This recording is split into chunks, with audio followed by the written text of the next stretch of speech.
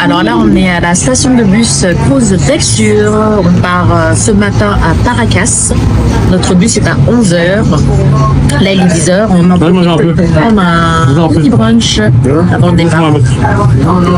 On appelle mon donnet.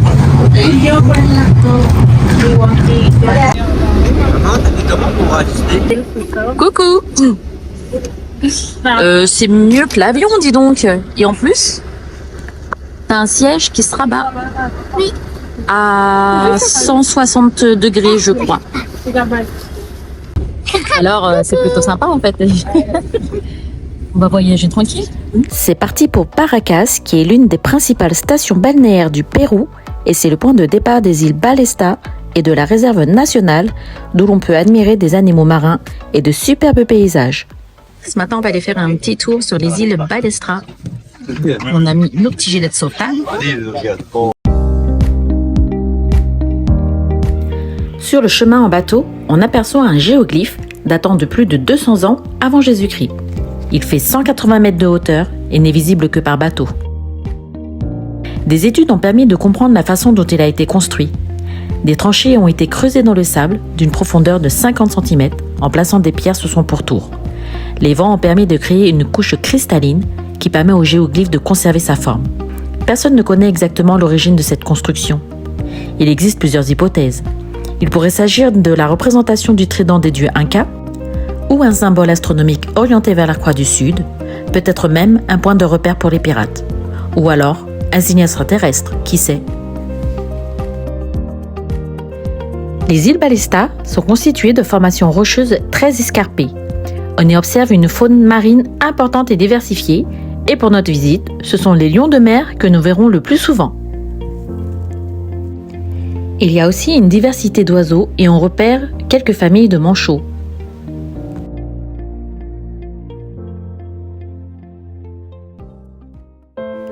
L'après-midi, on change complètement de décor. On visite la réserve nationale de Paracas. C'est une succession de plages et de falaises abruptes entourant des terres désertiques. C'est vraiment des paysages à couper le souffle. Paracas se trouve dans une zone où de forts courants d'air transportent du sable, d'où le nom de Paracas qui signifie en quechua « pluie de sable ».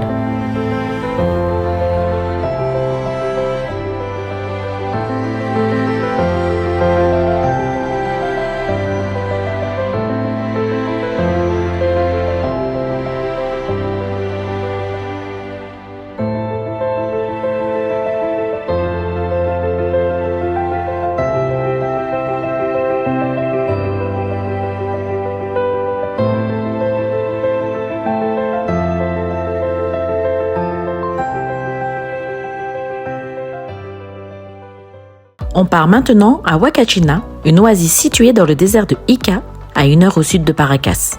Huacachina signifie « femme qui pleure ». Une légende raconte que Huacachina était une princesse qui a perdu son mari à la guerre, et elle était tellement triste qu'elle est revenue sur leur lieu de rencontre à Ica et y a déversé toutes ses larmes, d'où serait née cette oasis. Autrefois, les riches péruviens venaient ici pour ses vertus médicinales. Progressivement, la station est devenue très touristique. Elle compte une centaine d'habitants seulement, et vit du tourisme avec ses hôtels et ses restaurants tout autour de l'oasis. Il est temps pour nous d'aller admirer le coucher du soleil tout en haut des dunes.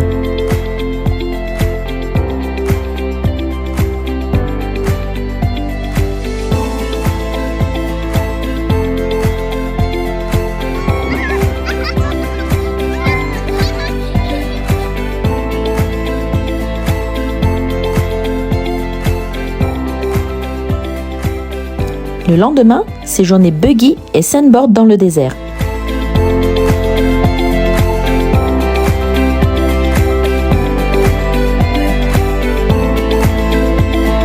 Et c'est parti pour dévaler les dunes à toute vitesse. Hola, hola, hola.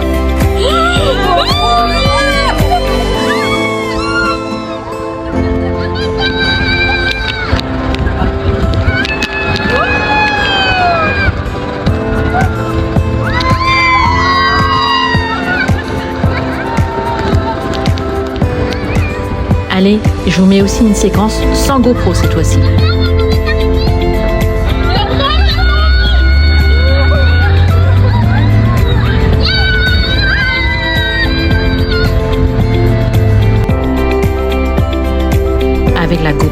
c'est quand même bien plus stable.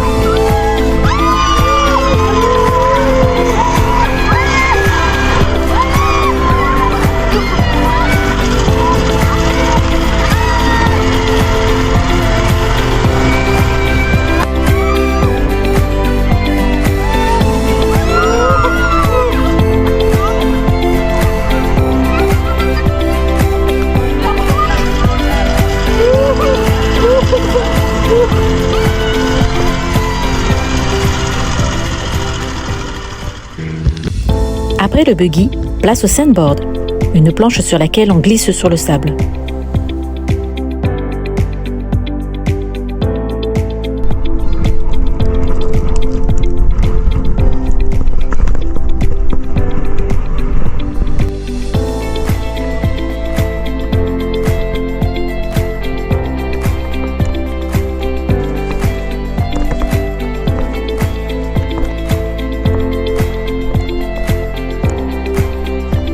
Le gars, il nous cire la planche pour que ça aille plus vite.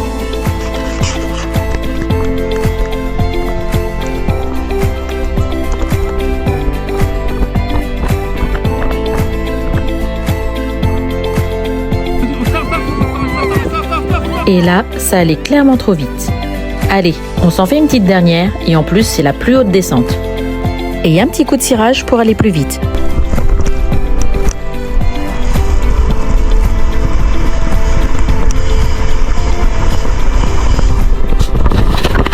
C'était une sacrée gamelle et ça nous aura valu un accessoire GoPro. Mais heureusement, tout va bien pour Ali. Et on finit la soirée avec un superbe coucher de soleil.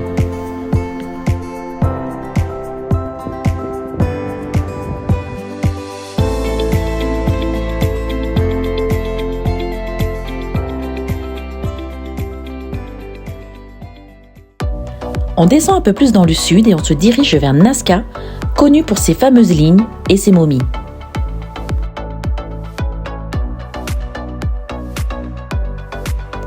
La route vers Nazca nous fait traverser la cordillère des Andes et c'est juste magnifique.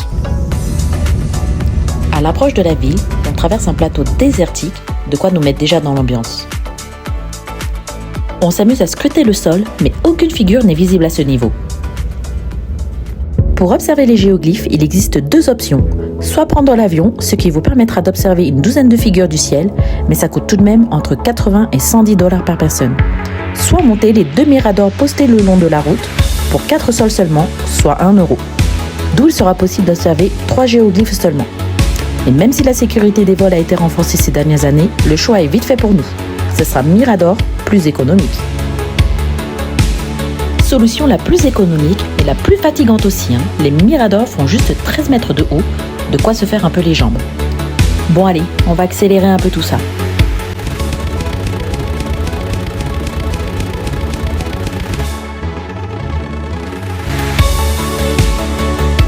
Plus on monte et plus les lignes se forment. On ne le croirait pas, mais d'en haut, effectivement, on voit bien les géoglyphes.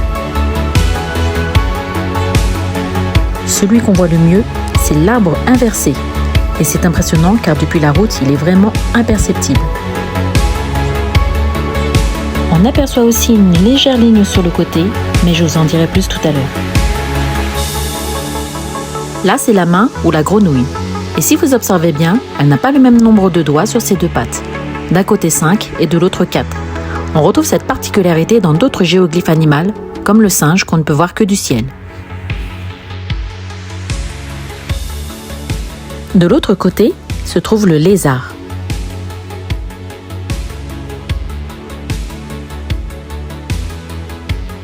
Vous vous rappelez la ligne dont je vous ai parlé tout à l'heure ? Eh bien en fait, c'est la queue du lézard qui a été coupée lorsque la route, la panaméricaine, a été construite. Voici une image du ciel pour mieux vous en rendre compte. À cette époque, ils n'avaient bien sûr pas encore eu connaissance de ce géoglyphe. Voilà les 3 seuls géoglyphes perceptibles du Mirador. Il est temps de redescendre. D'ailleurs, là, on voit la panaméricaine. Cette route traverse tout le continent de l'Alaska jusqu'en Patagonie. Impressionnant, non ? Et Nazca se trouve en plein milieu. En bas du Mirador, il y a un panneau explicatif sur la façon dont les figures ont été construites à l'aide de cordages et de pieux en bois. La zone étant très aride, cela a permis de conserver les lignes. Mais la longueur de bien des géoglyphes pouvant atteindre plusieurs mètres, voire même plusieurs kilomètres, interpelle tout de même. D'ailleurs, on se dirige vers un mirador naturel, une petite colline d'où on peut observer quelques figures géométriques, comme des lignes ou des rectangles. Il y a aussi un chat dessiné sur le flanc de la colline et comparé aux autres figures si structurées, je le trouve un peu bizarre, mais ça fait partie des mystères de Nazca. Pour la petite histoire, c'est un Péruvien qui découvre les lignes, mais c'est l'Américain Paul Kozok qui commence à les étudier en 1939. Ne parlant pas espagnol, il confie les travaux à l'archéologue Marie Reich et elle consacre pratiquement 50 ans de sa vie à étudier les lignes. Elle s'est d'ailleurs battue pour que la zone ne soit pas aménagée, persuadée que les lignes étaient un réel patrimoine, et elle avait raison. C'est en 1994 que les lignes rentrent au patrimoine de l'UNESCO, 4 ans avant sa mort en 1998. Les chercheurs s'accordent sur le fait que de nombreuses processions avaient lieu ici pour rendre hommage et faire des offrandes aux dieux. Les théories de leur existence, elles, sont multiples. Pour Marie Reich, il s'agit d'un calendrier agricole permettant, selon la position des figures et des étoiles, de savoir à quelle période il fallait cultiver la terre. D'autres penchent pour la théorie extraterrestre, que les lignes seraient des pistes d'atterrissage. Des études plus récentes montrent que les lignes suivent ou pointent vers des rivières souterraines. En effet, de l'eau des montagnes coule sous les sols et le peuple Nazca bâtissait de nombreux aqueducs, comme celui que vous voyez ici. Le climat étant trop aride, cela leur permettait d'irriguer les cultures. Les chemins en spirale leur permettaient d'accéder à l'eau, d'autant plus que celle-ci est potable. En 2024, grâce à l'intelligence artificielle, 300 nouveaux géoglyphes ont été découverts. Mais les lignes restent encore un mystère. Peut-être qu'un jour on aura une réponse.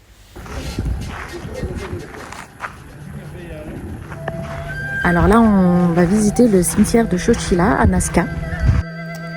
Ce site se situe à une vingtaine de kilomètres de Nazca et à première vue, ça ne ressemble en rien à un cimetière. On remarque toutefois des petits auvents parsemés et en s'approchant de plus près, on découvre en fait que ce sont des tombes. Il y en a une vingtaine et c'est le seul site archéologique au Pérou où l'on peut voir de vraies momies à ciel ouvert. Les tombes sont faites d'argile et de boue, recouvertes d'un toit en roseau, d'où une marque était faite afin de pouvoir identifier chaque tombe. Chacune d'elles renferme une ou plusieurs momies issues de la même famille. De base, on pouvait marcher ici sans remarquer qu'il y avait quelque chose dans la terre. Ce sont les premiers agriculteurs du village, en contrebas, qui découvrent ces tombes vers 1920. La plupart des momies ont conservé leurs cheveux, qui se sont oxydés en rouge avec le temps. On ne retrouve plus que de simples tissus et de la poterie de base. À leur découverte, les voleurs de tombes sont venus piller tout le site, en laissant toutefois les momies intactes. Les momies étaient enterrées avec leurs richesses, des objets et des vêtements de valeur, ce qui démontrait leur rang social et leur permettait de faire des offrandes aux dieux dans l'au-delà. La momification consiste à nettoyer et à vider le corps de ses organes. Le corps était ensuite séché au soleil, puis enroulé de tissus, induits de résine, afin de conserver et de protéger des insectes et des bactéries. Mais au fil du temps, la peau s'est retirée du visage, ne laissant plus qu'apparaître des crânes blancs immaculés. Leurs os avaient été cassés au préalable afin de pouvoir les installer en position fétale, tournée vers le soleil. Cela leur permettait de revenir aux origines de la vie, car la mort était pour eux une deuxième renaissance dans l'au-delà. Les archéologues sont venus récupérer et nettoyer le site qu'une quinzaine d'années après leur découverte. Là, il y a même de vrais restes d'humains. Le site n'est protégé que depuis 1997. À la nuit tombée, il n'y a plus personne ici, hormis un gardien qui dort sur le site et qui surveille le cimetière. Encore peu touristique, on se retrouve pratiquement seul à visiter ce cimetière, ce qui donne un côté encore plus effrayant et mystique au site. On apprendra plusieurs mois après que ce site a servi de décor au film Indiana Jones et le royaume du crâne de cristal. Notre visite s'achève ici. Si vous voulez avoir la suite de nos aventures, n'hésitez pas à liker et à vous abonner. Ciao!